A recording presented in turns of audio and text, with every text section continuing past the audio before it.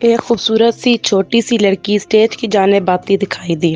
Brown بڑی آنکھیں، پتلی ناک، کلی جیسے لب، 5 فٹ کا دودھائی رنگت براؤن لمبے بال، ان پر ڈیپ ریڈ لہنگا اور ڈارک بلیو دوپٹہ کیے، ڈارک برائڈل میک اپ جو مہارت سے کیا گیا تھا، قیمتی نیکلسز سیٹ، وہ آسمان سے اتری ہوئی پری لگ رہی تھی۔ ناز دلاویز کو پکڑ کر اسٹیج پر لے جا کر بٹھا چکی تھی۔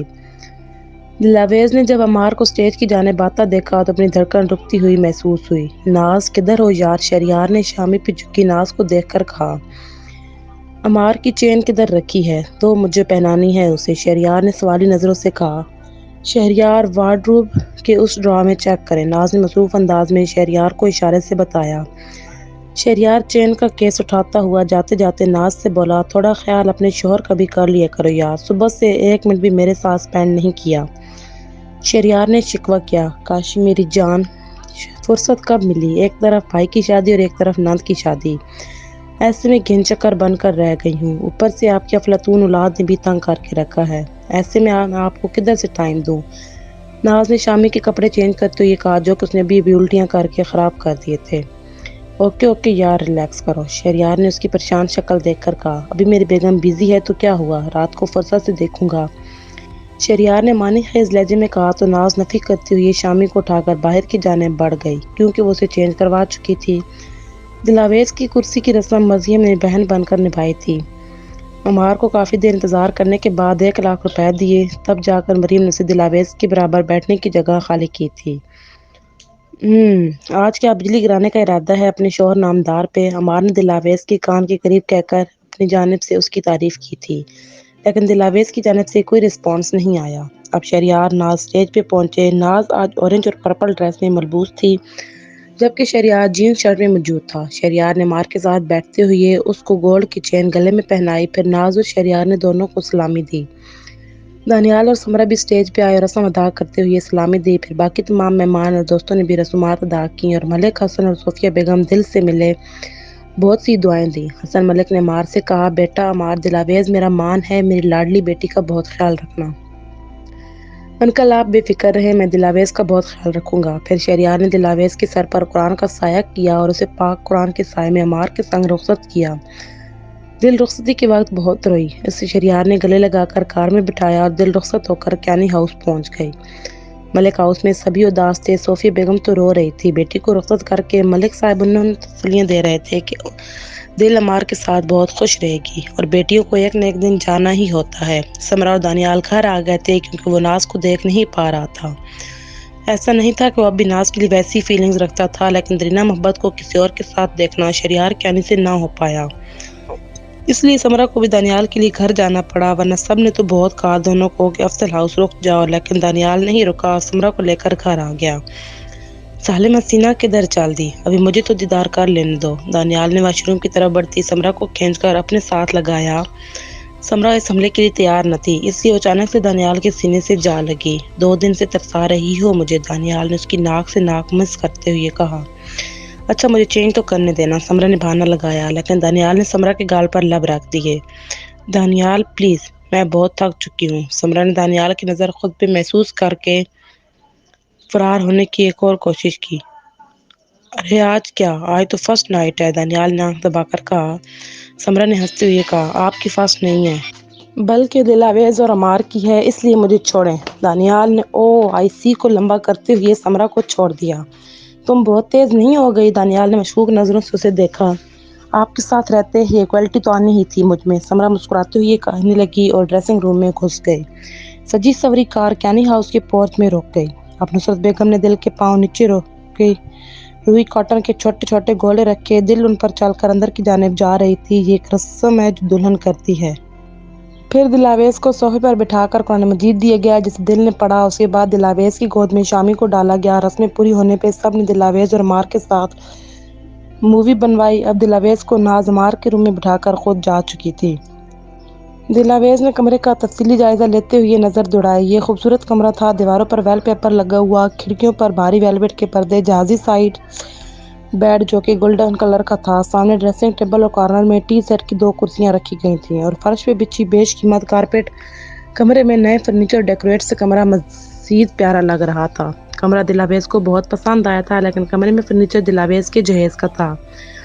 افضل اور عمار کے منع کرنے کے باوجود ملک صاحب نے دلاویز کو فرنیچر دیا تھا، کیونکہ وہ ان کی اکلوتی بیٹی تھی۔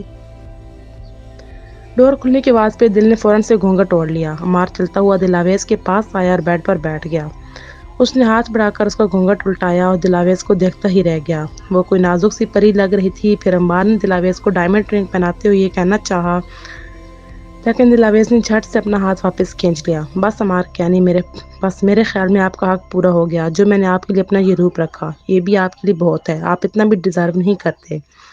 دلاویز کہنے کے ساتھ ہی اپنا لہنگا سنبھالتی بیڈ سے اتر گئی۔ دلاویز میری بات تو سنو۔ عمار نے دلاویز کا ہاتھ پکڑنا چاہا، لیکن دلاویز ایک جھٹکے سے، دور ہٹو عمار، میری بات سن لیں۔ اگر اب آپ نے مجھ پر اپنا حق زبردستی جتانے کی کوشش بھی کی نا، تو میں ہمیشہ کے لیے بابا کے گھر چلی جاؤں گی۔ اس نے انگلی اٹھا کر اسے وارن کیا۔ عمار کو دلاویز کی اتنی بدگمانی نے بہت تکلیف پہنچائی۔ وہ جہاں آج دلاویز کی ہمت دیکھ کر دنگ رہا تھا، وہیں اتنی بدگمانی پر اسے بہت دکھ بھی ہوا تھا۔ عمار چاہتا تو دل کے ساتھ زبردستی کر سکتا تھا، لیکن وہ پہلے ہی یہ غلطی کر چکا تھا۔ اب دوبارہ ایسا نہیں کرنا چاہتا تھا، اس لیے اب وہ دلاویز کو ٹائم دینا چاہتا تھا۔ دلاویز واش روم سے چینج کرنے کے بعد سمپل سے ڈریس میں باہر نکلی۔ وہ اتنی سادہ سی حالت میں بھی عمار کو دیوانہ کرنے کے لیے کافی تھی۔ دل چپ چاپ صوفے پر جا کر لیٹ گئی اور عمار اپنی حسین رات کو ایسے ہی جاتا دیکھ کر اپنے کیے پر شرمندہ ہونے لگا۔ آج کا دن ناز کے لیے بہت مصروف ثابت ہوا تھا۔ کچھ شادی کی تھکن تھی تو کچھ شامی نے کسر نہیں چھوڑی تھی۔ وہ ناز کو بار بار تنگ کرتا تھا۔ ابھی بھی وہ دل کو کمرے میں چھوڑ کر آئی ہی تھی کہ اس کی شامی نے رو رو کر ہنگامہ برپا کر دیا تھا۔ اس لیے ناز بغیر چینج کیے شامی کو سلانے لگ گئی۔ آج ناز خوش بھی بہت تھی، اس کے لاڈلے بھیا کی شادی جو ہو گئی تھی۔ شامی سو چکا تھا۔ ناز اسے بیڈ پر ڈال کر چینج کرنے روم میں جانے لگی، لیکن اس سے پہلے ہی شہریار روم میں آیا اور جاتی ہوئی ناز کا بازو پکڑ کر اپنے سامنے کیا۔ ارے کدھر جا رہی ہو میری مالٹا؟ شہریار نے ناز کے اورنج ڈریس کو دیکھتے ہوئے کہا۔ کاشی جانے دے مجھے، میں آلریڈی بہت تھک چکی ہوں، ناز شہریار کو دیکھتے ہوئے تھکن سے چور لہجے میں بولی، کیونکہ شہریار کے چہرے سے صاف ظاہر ہو رہا تھا کہ وہ بہت رومانٹک موڈ میں تھا۔ نہیں نہ جانے من، آج چھوڑنے کا موڈ نہیں، شہریار نے نفی میں گردن ہلاتے ہوئے کہا۔ دلاویز مزے سے اپنی نیند سو رہی تھی، پر عمار کو ایک پل بھی چین نہیں آ رہا تھا۔ وہ بار بار لیمپ کی مدھم روشنی میں دل کا سراپا دیکھتا اور خود کو جو بیڈ پر سیج میں لیٹا دیکھ کر خود پہ غصہ کرتا، کیونکہ سیج پھولوں سے اٹھ رہی گلابوں کی خوشبو سے دیوانہ کر رہی تھی، لیکن دل اس کے ارمانوں پر پانی پھیر کر بے خبر سکون سے سو چکی تھی۔ عمار کا شدت سے دل چاہ رہا تھا کہ وہ بھی دل کو اٹھا کر اپنے پاس بیڈ پر لے آئے، پر وہ اپنے آپ پہ قابو کرتے ہوئے سونے کی کوشش کرنے لگا اور پھر نہ جانے کب اس کی آنکھ لگ گئی اور وہ سو گیا۔ صبح اس کی آنکھ کمرے میں روشنی سے کھلی۔ اس نے آنکھیں کھول کر دیکھا تو کمرے کی لائٹ آن تھی اور سامنے ہی دل جائے نماز پہ بیٹھی نماز ادا کر رہی تھی۔ اس نے ٹائم دیکھا تو 5 کا وقت تھا۔ اس نے بھی اٹھ کر شاور لیا اور نماز پڑھی۔ اس کے بعد وہ دوبارہ سو گیا۔ جانی اٹھ جاؤ، آج تو نماز بھی قضا ہو چکی اور آج ہمارا ریسیپشن بھی تو ہے، دانیال نے سمرہ کے بالوں میں پیار سے ہاتھ پھیرتے ہوئے کہا۔ تو سمرہ اس کا ہاتھ چٹک کر بولی، دانیال سونے دے، رات کو بھی آپ نے سونے نہیں دیا، پلیز۔ اوکے، یعنی تم ایسے نہیں اٹھو گی؟ دانیال نے ایسا کہتے ہوئے اس کا بلینکٹ ہٹایا اور اس پہ مکمل جھکتے ہوئے اس کے ہونٹوں کو نشانہ بنایا تو سمرہ ہڑبڑا کر اٹھ بیٹھی۔ آپ نہ دانیال، آپ بہت ٹھرکی ہیں، سمرہ نے بظاہر ناراضگی سے اسے پیچھے ہٹاتے ہوئے کہا۔ اچھا تو پھر ٹھرکیوں سے بھلا کہاں اچھی امید کی جا سکتی ہے؟ دانیال پھر سے اس کی طرف جھکا۔ سمرہ اس کی پہنچ میں آنے سے پہلے ہی بیڈ سے اتر کر جلدی سے واش روم میں گھس گئی تھی۔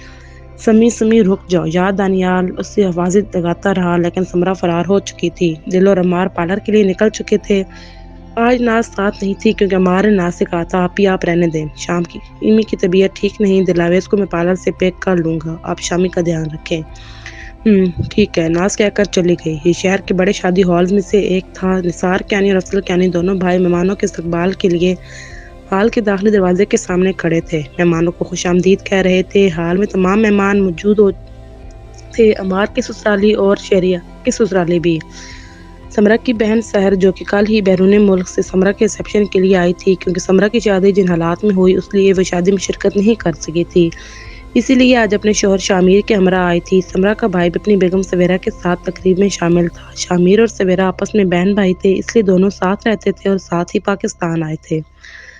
بہت سے مہمان جن کو سمرہ کی بارات پر انوائٹ نہ کر سکے تھے، وہ سب آج ولیمے کی تقریب میں شامل تھے۔ اب دونوں کپل ساتھ ساتھ میرج ہال پہنچے تھے۔